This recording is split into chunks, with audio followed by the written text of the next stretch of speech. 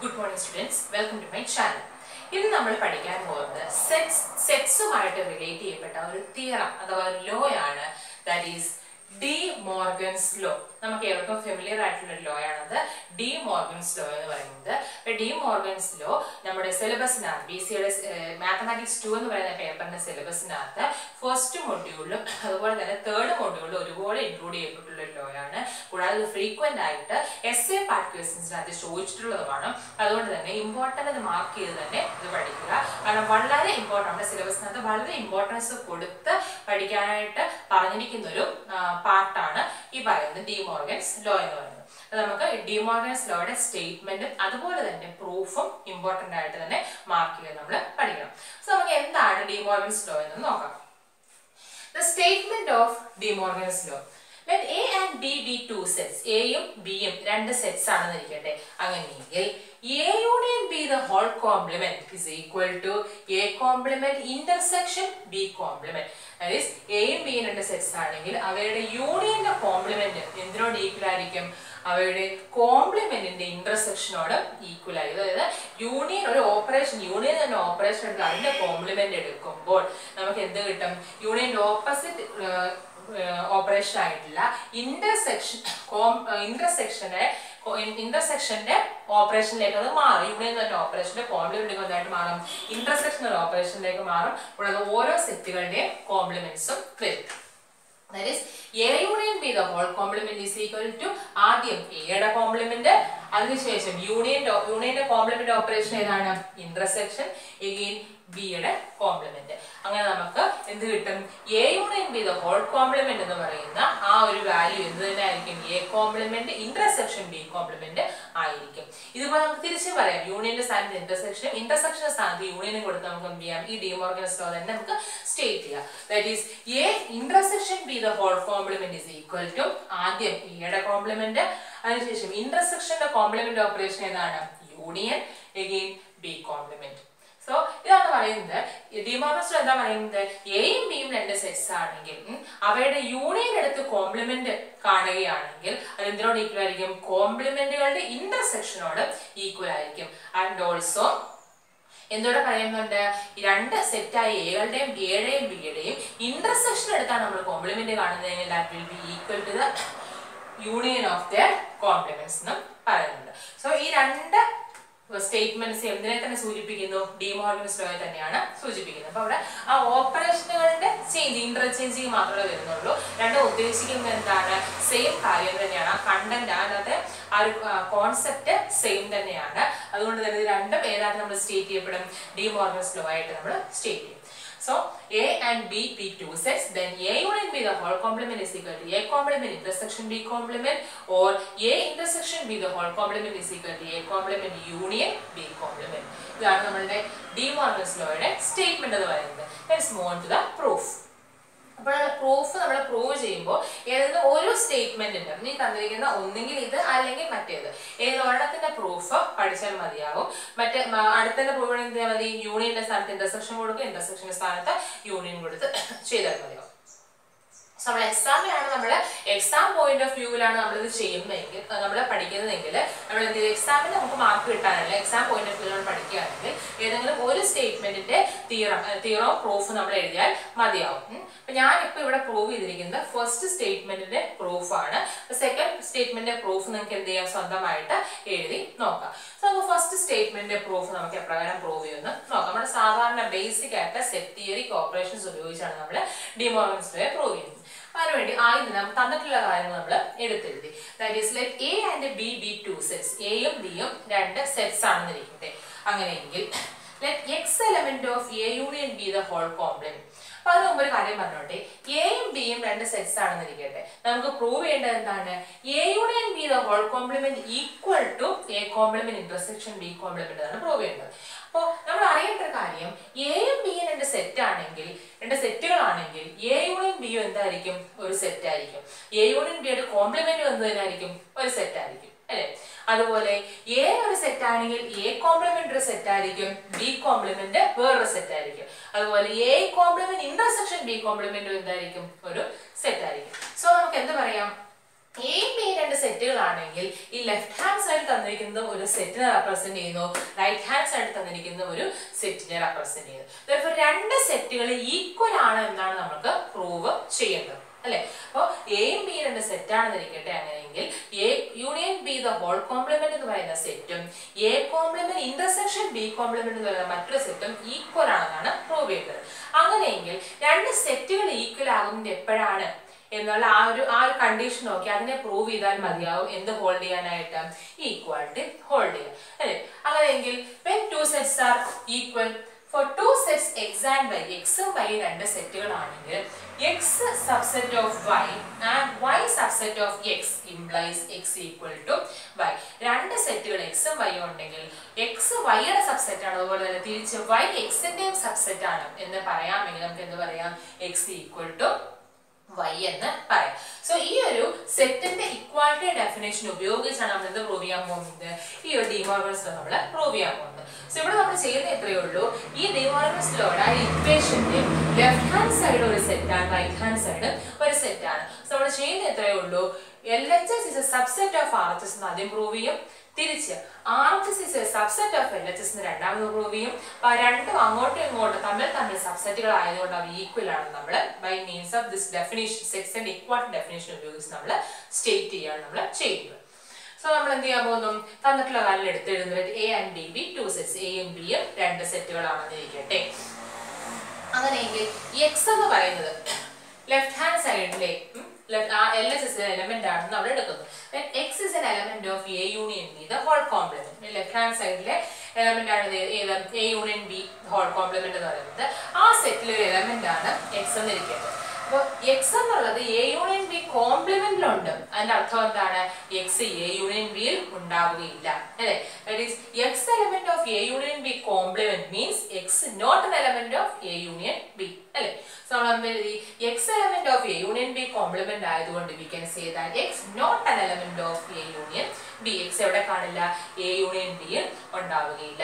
That means X not an element of A or X not an element of B.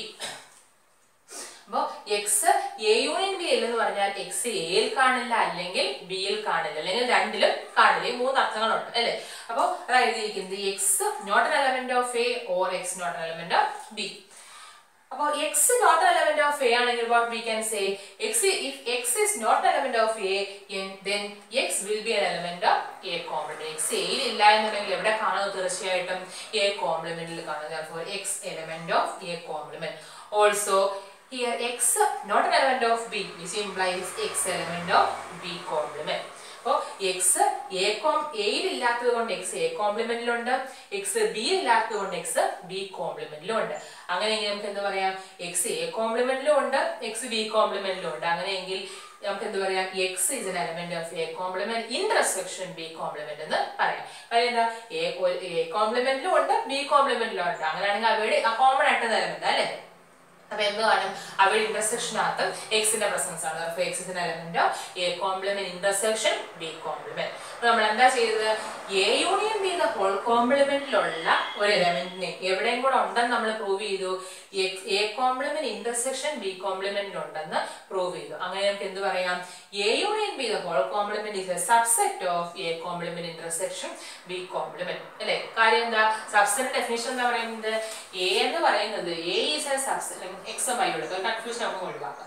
X is a subset of Y. നമ്മൾ എപ്പോഴാ പറയുന്നത്, for an element small letter x element of capital X implies X is also an element of Y. അപ്പോൾ X ഉം Y രണ്ട് സെറ്റുകളാണ്.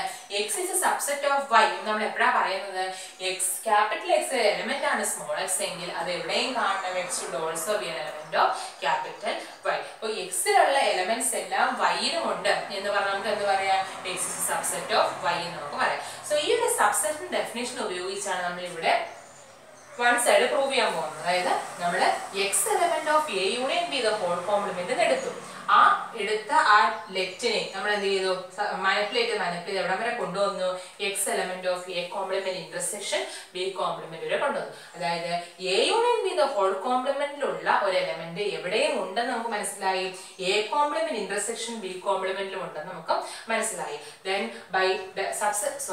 by definition of the subset we can say that A union B the whole complement is a subset of A complement intersection B complement. അപ്പോൾ നമ്മുടെ സബ്സെറ്റിന്റെ definition അനുസരിച്ച് നമ്മൾ എന്ത് പറഞ്ഞു, A union B the whole കോംപ്ലിമെന്റിൽ ഉണ്ടായിരുന്ന ഒരു element A complement intersection B കോംപ്ലിമെന്റിലും ഉണ്ടെന്ന് മനസ്സിലായി. Therefore A union B the whole complement എന്തിന്റെ സബ്സെറ്റ് ആണ്, എ കോംപ്ലിമെന്റ് ഇന്റർസെക്ഷൻ ബി കോംപ്ലിമെന്റിന്റെ സബ്സെറ്റ് ആണ്. And this last statement can be taken as equation number 1. അപ്പോൾ ഒരു സൈഡ് നമ്മൾ പ്രൂവ് ചെയ്തു അല്ലേ, അതായത് x minus x subset of y എന്നുള്ള പ്രൂവ് ചെയ്തു. ഇനി എന്ത് ചെയ്യണം, തിരിച്ച് വൈ സബ്സെറ്റ് ഓഫ് എക്സ് എന്ന് കൂടെ പ്രൂവ് ചെയ്താൽ നമുക്ക് എന്ത് പറയാം, അവർ രണ്ടും ഈക്വൽ ആണെന്ന് പറയാം അല്ലേ. അപ്പൊ അതിന് വേണ്ടി ഇതേപോലെ തന്നെ നേരിട്ട് റിവേഴ്സ് അപ്ലൈ ചെയ്യും. ദാറ്റ് ഈസ് ഇപ്പൊ നമ്മള് A union B the whole കോംപ്ലിമെന്റിൽ ഒരു എലമെന്റ് ഉണ്ടെന്ന് എടുത്തു, അത് എവിടെ ഉണ്ടെന്ന് പ്രൂവ് ചെയ്തു, എ കോംപ്ലിമെന്റ് ഇന്റർസെക്ഷൻ ബി കോംപ്ലിമെന്റിൽ ഉണ്ടെന്ന് പ്രൂവ് ചെയ്തു. Therefore they both are subsets എന്ന് പറഞ്ഞു. ഇനി തിരിച്ച് നമ്മൾ എടുക്കുന്നു, എവിടെ എ കോംപ്ലിമെന്റ് ഇന്റർസെക്ഷൻ ബി കോംപ്ലിമെന്റിൽ ഒരു എലമെന്റ് ഉണ്ടെന്ന് ഇരിക്കട്ടെ, അത് എവിടെ ഉണ്ടെന്ന് നമ്മൾ പ്രൂവ് ചെയ്യുന്നു, A union B the whole കോംപ്ലിമെന്റിൽ ഉണ്ടെന്ന് പ്രൂവ് ചെയ്യുന്നു. Therefore reverse ആയിട്ടുള്ള സബ്സെറ്റും സാറ്റിസ്ഫൈ ചെയ്യും. So let x element of A complement intersection B complement RHS ലുള്ള A complement intersection B complement ലെ ഒരു എലമെന്റ് ആണ് x എന്നിരിക്കട്ടെ. അങ്ങനെയെങ്കിൽ A complement intersection B complement A complementലും ഉണ്ട് B complementലും ഉണ്ട്, അത് intersection ഉദ്ദേശിച്ചിട്ടുള്ള common element ആണ്. Therefore we can say that x element of A complement and x element of B complement A complementന്റെയും B complementന്റെയും intersection x ഉള്ളതുകൊണ്ട് ആ x എന്ന് പറയുന്ന value A complementലും കാണും B complementലും കാണും. Therefore x element of A complement and x element of B complement. Again x A complement ഉണ്ട് എന്ന് പറഞ്ഞ അർത്ഥം എന്താണ്, x എവിടെ കാണില്ല, A യിൽ കാണില്ല. So we can say that x not an element of A. X element of A complement means x not an element of A. Also x element of B complement means x not an element of B. So x A complement ഉള്ളത് കൊണ്ട് x A യിൽ ഉണ്ടാവില്ല, also x B complement ഉള്ളത് കൊണ്ട് x B യിൽ ഉണ്ടാവില്ല. So നമുക്ക് എന്ത് കിട്ടി, x not an element of A or x not an element of B. അങ്ങനെ നമുക്ക് എന്ത് എഴുതാം, A യിലും ഇല്ല, അല്ലെങ്കിൽ ഒന്നുകിൽ A യിൽ ഉണ്ടാവില്ല അല്ലെങ്കിൽ B യിൽ ഉണ്ടാവില്ല. Therefore A union B യിലും ഉണ്ടാവില്ല. That is x not an element of A union B. x A union B ഇല്ല എന്ന് പറഞ്ഞ അർത്ഥം എന്താണ്, x will be an element of A union B the whole complement.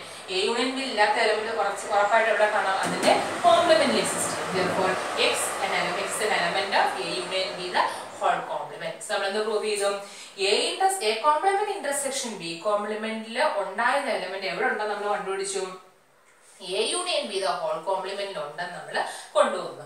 Therefore x element of A complement intersection B complement implies x element of A union B the whole complement, which means A complement intersection B complement is a subset of A union B the whole complement.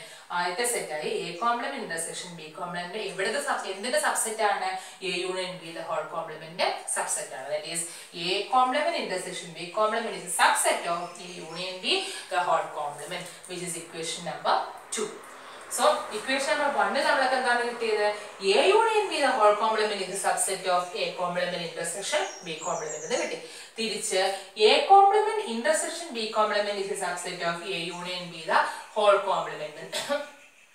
Equation number 2 കിട്ടി. Therefore from 1 and 2 what we can say, A union B the whole complement is equal to A complement intersection B complement എന്ന് കിട്ടും. കാര്യം എന്താ, x എന്ന് പറയുന്നത് x is subset of y and also y is subset of x. So by using both this definition we can say that x is equal to y. So A union B the whole complement is a subset of A complement intersection B complement. Also A complement intersection B complement is a subset of A union B the whole complement. So by using these two definitions we can state the equality, that is A union B the whole complement equal to A complement intersection B complement, and which is De Morgan's law. So ഇതുപോലെ നമുക്ക് എന്ത് prove ചെയ്യാം, ഈ രണ്ടാമത്തെ statement നമുക്ക് prove ചെയ്യാം. So അത് നിങ്ങൾക്ക് ഒരു ഹോംവർക്ക് ആയിട്ട് തരികയാണ്. നിങ്ങൾ എന്ത് ചെയ്യുക, തന്നെ ട്രൈ ചെയ്ത് നോക്കുക. ഡൗട്ട്സ് ഉണ്ടെങ്കിൽ ചോദിക്കുക. സോ ഇന്ന് നമ്മൾ പഠിച്ചത് ഡി മോർഗൻസ് ലോയുടെ സ്റ്റേറ്റ്മെന്റും പ്രൂഫും ആണ്. അപ്പൊ ഈ ഒരു സ്റ്റേറ്റ്മെന്റും പ്രൂഫും വളരെ ഇമ്പോർട്ടന്റ് ആയിട്ട് മാർക്ക് ചെയ്ത് തന്നെ പഠിക്കുക. ഞാൻ പറഞ്ഞു ഫ്രീക്വന്റ് ആയിട്ട് നമുക്ക് എക്സാമിന് ചോദിക്കുന്ന ഒരു ക്വസ്റ്റ്യൻ ആണ് ഇത്. സോ ഇന്നത്തെ ഈ ഒരു സെഷൻ ഞാൻ ഇതിനോട് വൈൻഡ് അപ്പ് ചെയ്യാണ്. So that's all for today session. Thank you.